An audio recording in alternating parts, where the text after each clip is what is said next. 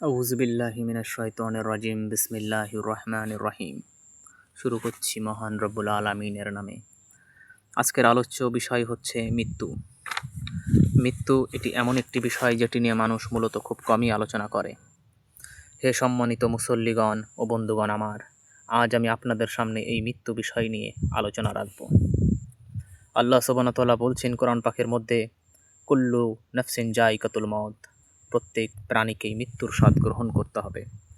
এটি এমন একটি বাস্তবতা, যে বাস্তবতা পৃথিবীর তামাম মানুষ মিলেও এই বাস্তবতাকে পরিবর্তন করার ক্ষমতা রাখে না। কিন্তু এই দুনিয়ার বুকে বেঁচে থাকা সমস্ত মানুষ, আমরা আল্লাহ সুবহানাহু ওয়া তাআলার এই কথাটি ভুলে গিয়ে দুনিয়ার জীবনে নিজেদেরকে পুরো ব্যাধিব্যস্ত করে রেখেছি এবং আমাদের জীবনের সমস্ত কিছু, বাঁচা মরা সব কিছু এই দুনিয়ার জীবনকে নিয়েই ঘিরে হয়েছে। মৃত্যুকে তো আমরা একেবারে ভুলেই গেছি। কিন্তু আল্লাহ সুবহানাহু ওয়া তাআলা বলছেন এই নির্মম বাস্তবতার কথা, যে কুল্লু নাফসিন যায়িকাতুল মউত, একদিন তো মৃত্যু আসবেই তোমার, মৃত্যুর সাথে তো তোমার সাক্ষাৎ করতেই হবে। তাই এই মৃত্যু সম্পর্ক নিয়ে আজকে ভাবলাম যে আপনাদের সামনে কিছু আলোচনা রাখি। বন্ধু আমার, ভাই আমার, বাবাজি আমার, একবার ভাবুন তো, একবার প্রাণ বের হয়ে যাওয়ার দৃশ্যটা কেমন হবে আপনার। প্রাণ ধীরে ধীরে পা থেকে মাথার দিকে উঠে আসে, ঠোঁট শুকিয়ে যায়, ঠান্ডা ঘাম গড়িয়ে পড়ে কপালে, যেন নিঃশ্বাস বের হতেই সব কিছু নিস্তব্ধ হয়ে যায়। নিষ্প্রাণ দেহের ছাড়ার অবস্থাটাও ঠিক এমনই।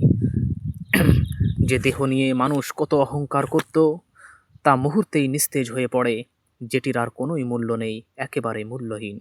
প্রিয়জনেরা সেই দেহের মুখ ঢেকে ফেলে, প্রিয়জনেরা সবাই দেহের মুখটা ঢেকে ফেলে।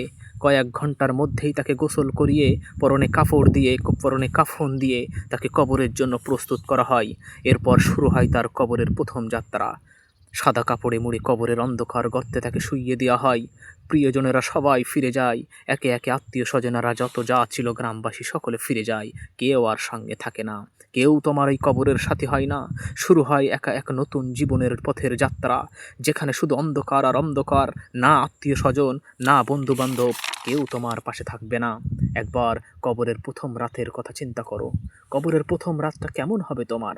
চারপাশে অন্ধকার, কেবল অন্ধকার আর অন্ধকার, আর মাটির নিঃশব্দতা। সেখানে আপনাকে দুইজন ফেরেশতা আসবে প্রশ্ন করতে, মুনকার আর নাকির। আমরা সকলে কম বেশি এই দুজনের কথা শুনেছি। তেনারা এসে আপনাকে প্রশ্ন পর্বপালা শুরু করবে।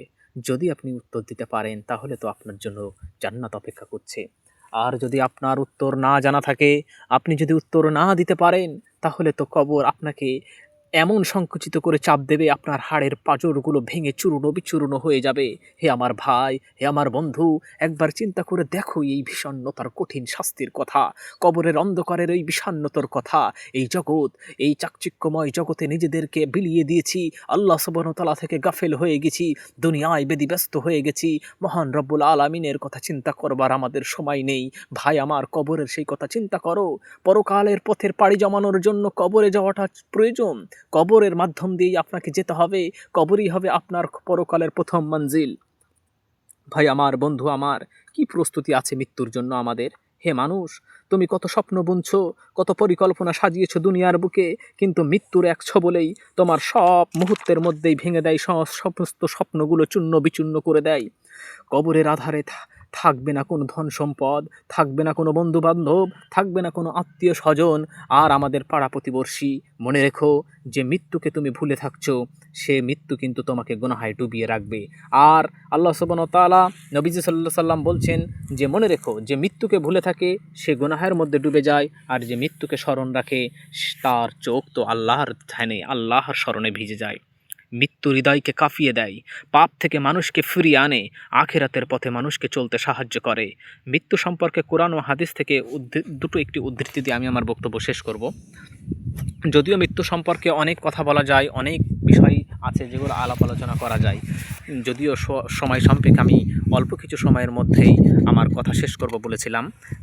যদি সময় হয় অন্য কোনো একদিন মৃত্যু সম্পর্কে নিয়ে আরও বিস্তারিত আলোচনা করব।